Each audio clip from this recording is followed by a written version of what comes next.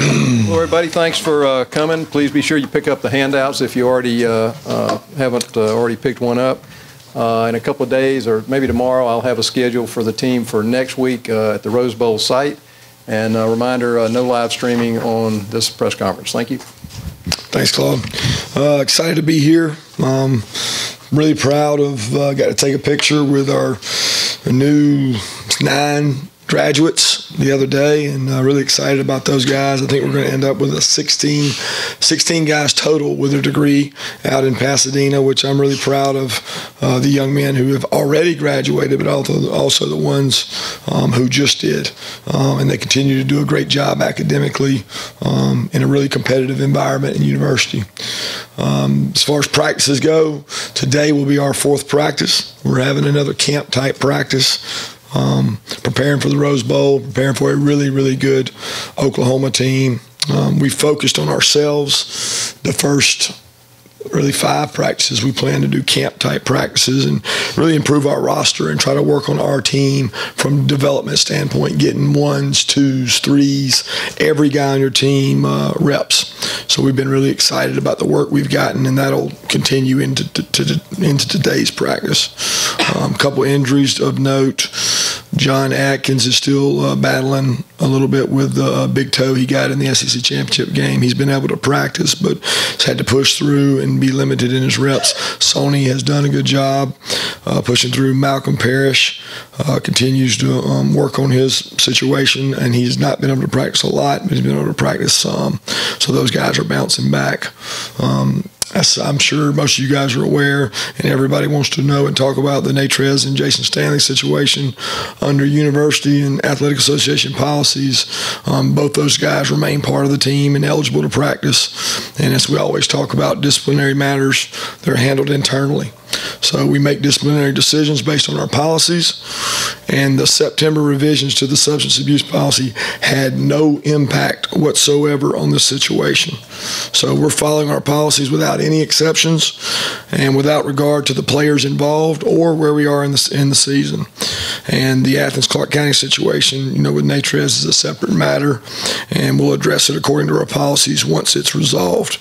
So with that, I'll open it up for questions. Kirby, certainly one of your advantages of expertise is all the time that you spent playing in games like this with Alabama.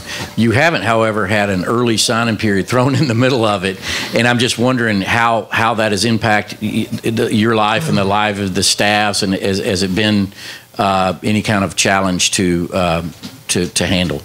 Yeah, it's been a great challenge. I don't think people anticipated, at least I didn't anticipate, some of the complications. First off, trying to play for a national championship, and I know there's 4 teams involved in that. And you got to look at it from both perspectives, from the perspective of us as coaches, and then also the kids. And I'm all about, if it benefits them, then it's for a better cause. I think there's going to probably be 20 to 30% of the people who signed Wednesday that this is a beneficial process. But there's a lot of other kids that feel rushed, that feel like they're making decisions amidst a sea of coaching changes, and they're having to hurry up, make a decision, and not really getting a chance to develop relationships with the people to the place they're going.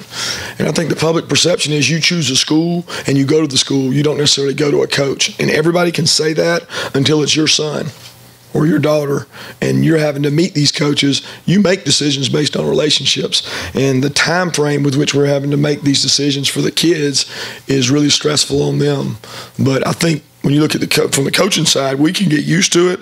But I think also with the advent of the 10th coach in the same year as the early signing period, it makes it really complicated, because now you've got a lot of coaches that are going to be moving possibly after all the kids sign.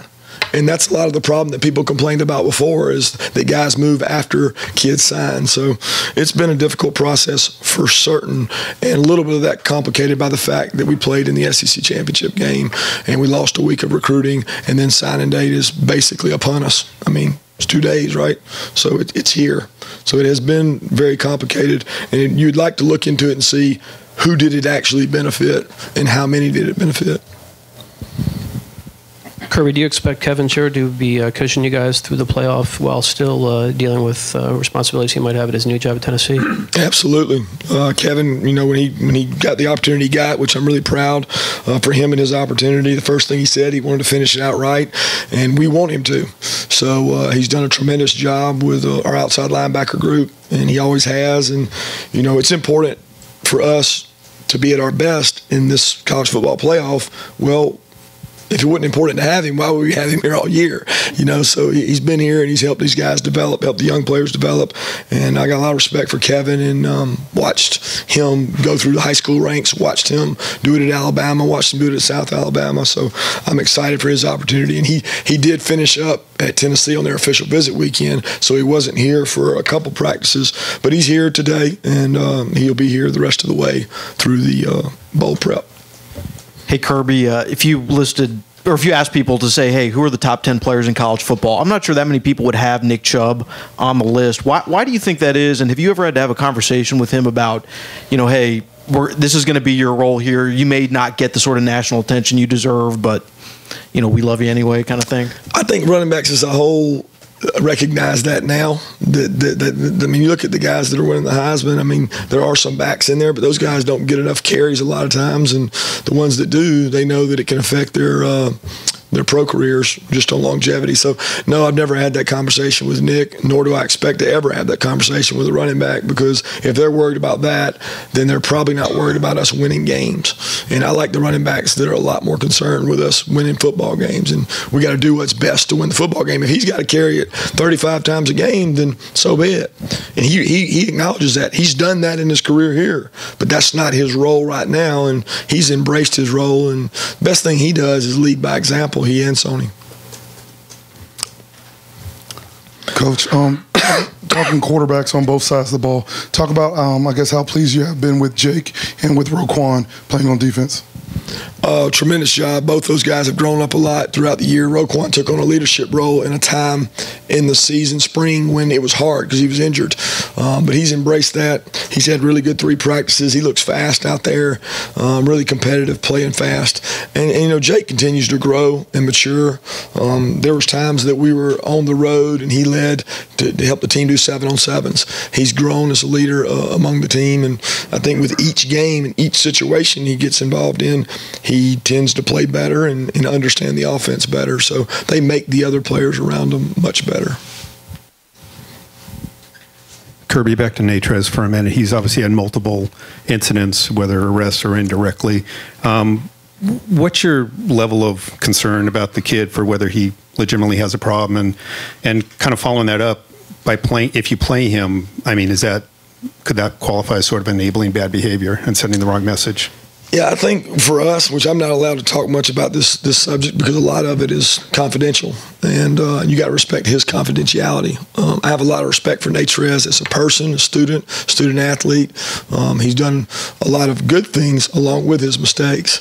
And I think for us and for me, I can't sit here and outline and define everything that's happened because of his confidentiality and on the kid's sake. So with that, there's not a lot I can talk about in that situation. Limited. Kirby, given that your defense has an odd front, Oklahoma runs an odd front, I think Isaiah said that you guys have faced maybe 3 odd fronts this year. How beneficial is it that some of the good on good could actually simulate what Oklahoma might want to do?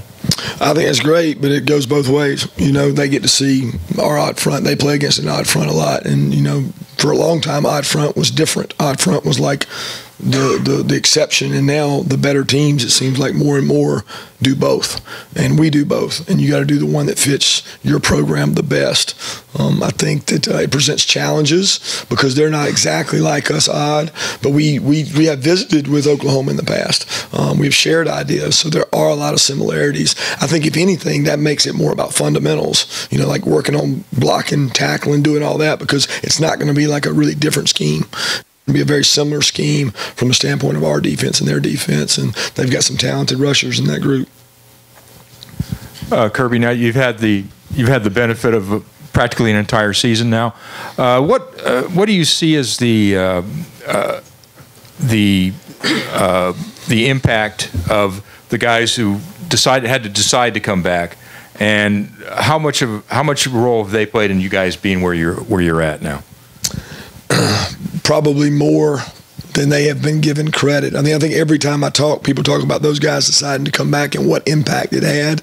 I think the greatest impact it had was it gave the younger players, juniors, sophomores, and freshmen, confidence in the regime, and it showed them that, hey man, these guys have only been with this staff 1 year, but they're willing to stay. And I think that gave a quiet confidence to the spring.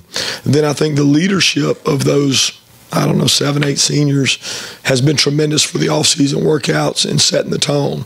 But the value of experience, I mean, you could have a freshman that's better than a senior, but the senior plays better in the big moments because he's got poise, he's got an understanding of it. You think about, Davin's play against Notre Dame, his play against Auburn, who were both kind of momentum changing plays. I don't think you can put a number of wins on that. So I think it played a major factor for us. Kirby, hate to ask another off-field thing, but Latavius Brenny, what's his status? Yeah, he's still in court right now, still going through the process and decision-making process. As we get more information, we'll let you guys know. Just don't know a whole lot. Kirby. Yeah. Baker Mayfield presents a lot of different challenges on the field. My question is the most difficult thing is when he breaks the pressure and the play breaks down and he gets out there and starts sort of freelancing and picking guys out on his own because you don't know what he's going to do. Yeah, he's really elite. I mean, I think he goes up in that category even beyond Johnny Manziel when it comes to creativity with the ball. I think he can make all the throws from all the angles. We all know his scrambling ability. It's not just the scrambling, it's the fact that when you get to him, you sometimes still can't get him down. He's strong. I mean, he's built lower body like a running back. So it's like having a wildcat quarterback that can throw it really good. And his release and finding guys open has really been amazing. So it creates a lot of dynamic for us. I mean, I think we're very fortunate to have a quarterback like Stetson Bennett, who I know a lot of you guys don't know. He's not the stature, but he's done all year some plays similar to Baker. And if we're tackling him live, that would probably be different because he's not as strong as Baker. But he does a great job of scrambling, adding time to plays, and he can give us at least a good picture, not the real picture. Kirby, you've mentioned to the team about perspective for this playoff. Given what they've accomplished already this season, how have you tried to challenge them to, take it up another notch or keep going? Yeah, intensity. Probably why you hear me my horse right now is because I'm trying to make sure they understand that you can't acknowledge the pats on the back. You can't embrace that. You can't feel good about yourself because obviously in their hometown, in their communities, and in the media, winning the SEC championship is a great honor, and they'll have that for a long time. It'll be on these walls for a long time, but they can't be satisfied. And I think that is what makes the difference in the playoffs, how you approach this layoff and the perspective with which you view it. So how are we managing that? And, we're bringing speakers in. We're using every resource we have to make sure they take advantage of this opportunity. And we're challenging them each day. Kirby, this is kind of generalizing, but you see it every week during the regular season. Big 12 scores that are 50-45 and SEC scores that can be, 10-6. Why are there such different styles in two of the top conferences?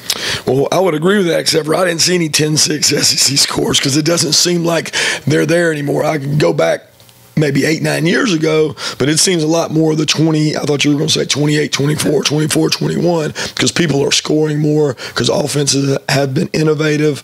They continue to progress. They take advantage of rules with the RPO and the different things they use. Why is theirs different? I don't know. It seems like in all the years I've been coaching bowl games, a lot of the games I've been involved in have been Big 12 games, been Big 12 matchups, whether I was at Alabama or here. And it's different style. I mean, I think they do a tremendous job of throwing the ball down the field, up tempo, do a really good job of that. I don't know if it's the difference in the defensive lines. People have always said that the SEC is always going to have really competitive defensive linemen that can pass rush and reduce that time window. But I think, Baker Mayfield's the great equalizer because he extends that time. And he makes those plays go longer where you have to cover longer. But that has a lot to do with it. and they've got really good skill receivers in that conference. Kirby, you mentioned in the preseason how much better you guys had to be in the kicking and the punting coverage game. They're seeing an improvement, but how important will that be against an explosive offense like Oklahoma, just the field position battle? Yeah, it's the battle that nobody talks about. It's the battle within the battle that we've worked really hard on improving that in the last 3-4 practices. We believe in working hard on special teams. Our core unit, those guys that are like on every team, they love it because they see themselves as starters. And it's had a great impact on the games we've played this year because I feel like we've been, maybe not statistically, because I don't even look and say, well, where are we statistically in this and that and that. We've done a good job on special teams because there's been opportunities there, there's been plays made there, there's been momentum changing plays, and we got to continue to do that. And, and Oklahoma knows that. They've got really good special teams units as well. Kirby talked about your staff, meeting with Oklahoma staff. When did that take place, and then why did you choose Oklahoma as a school to kind of maybe pick their brains a little bit? I really don't remember when we met with them, but they do a good job. We've always shared ideas with those guys. I've always liked to because I've always thought that Bob Stoops did a great job defensively. And even when Brent Venables was there, we met with them when I was at Alabama. We shared ideas offensively uniquely because they had some really talented backs in their past. And they used those backs different ways. So, as we've known we were going to have backs here, we said, how can we use our running backs in other ways? That was a big study for us 2 years ago when I got here and this year. So we've done some stuff with them. Baker obviously gets a lot of attention with that passing game, but how dangerous is their rushing attack going for 215 a game, and how aware do you guys have to be in stopping that part? Yeah, it's tough. They're really big up front, and that's the part people don't talk about, the size of their offensive linemen, and they're humongous. I mean, they're really big, and they lean on you, they wear you down, they go up tempo, they go really good pace, and they do run the ball. So it's not like it's just it's a great RPO offense. They do a tremendous job. He always has. I mean, I remember watching him in East Carolina. He really does a great job. But you do have to stop the run, and they've got good backs with which to do it. Kirby, from a defensive perspective, when you're going against a guy like Baker Mayfield, how do you balance, rushing the passer and getting after the quarterback versus keeping contained and keeping him from scrambling and extending plays? That's $1 million question. I mean, I don't think you're going to contain this guy. I mean, he can escape when he wants to escape. So you have to invite him to stay, and he can make throws from the pocket, or you got to flush him out and have somebody athletic enough to get him on the ground. I mean, the best thing they do is they make explosive plays. So when you look at them, they'll go 3-3-3-3-3, bang. 3-3-3, bang. They get explosive plays, and you've got to prevent the bang. You got to prevent the big play from happening, and hopefully, get some turnover. They're hard to stop, guys. I mean, you got to stop them in the red area. You got to get turnovers, and you do have to affect him, but you got to be smart when you affect him because he's seen it all. This guy's not like he hasn't seen a pressure that we might be running. You're not going to reinvent something that he's never seen before. 2 more questions. Coach, to that point, how important is Roquan in this game? It kind of is the guy in the middle there that has to keep an eye on that quarterback and watch if he breaks contain or watch if he moves around and the play breaks into another play. Yeah, he's a tremendous asset for us because of his speed. But we can't make this Roquan Smith against Baker Mayfield because that's not the case. I mean, he's not assigned to Baker. He's assigned to a gap. He's assigned to a coverage responsibility. He's assigned to a running back man-to-man. I mean, he has all kinds of assignments. It's not as simple as people make it want to seem like, hey, it's Roquan against Baker Mayfield. That's not what this is. Roquan has to play within our system, and he may end up in a matchup with him at some time. But we've got other guys we spy with. We've got other guys that got to rush and contain the quarterback. He certainly is going to be a key factor in getting our defense aligned correctly, which is the most important thing. It's what we do, not necessarily what he does. Yes, speaking of Roquan, Kirby, he's generally considered that this would be his last year. He'll have opportunities beyond this. Generally, that window to figure all that out comes between the championship game and the bowl. Have you been advising him? And do you? I mean, what do you mean championship game and bowl? I'm sorry? You're talking about SEC championship game? Yeah, SEC championship. Yeah. The window before they came back to practice here generally when you get advice and stuff like that. Is it not? Or what do you think Roquan's going to do in that regard to even address it with these big games waiting for you? No, I mean, we handle it the same way we've always handled it, and that's we call every kid in that we think has that potential. We talk to them about it. We say, this is the process we're going to follow. We're going to get information. We're going to gather information for you. We're going to receive it from the NFL. We're going to give it to you. We're going to be able to give you advice. But that's not right now. Right now, the focus is on Oklahoma, and that's the concentration, and that's what we're doing. We make sure it doesn't become a distraction because we know you guys are going to ask them. So we go to them and say, hey, listen, be prepared for this. This is what we're doing. This is how we're handling it. And we'll follow the same exact steps that we followed last year with our guys. And everybody gets the information. Everybody makes their own decision. And we'll give you all the information you can to make the best decision possible. But let's make sure the focus is on the team and the focus is on Oklahoma. Thanks.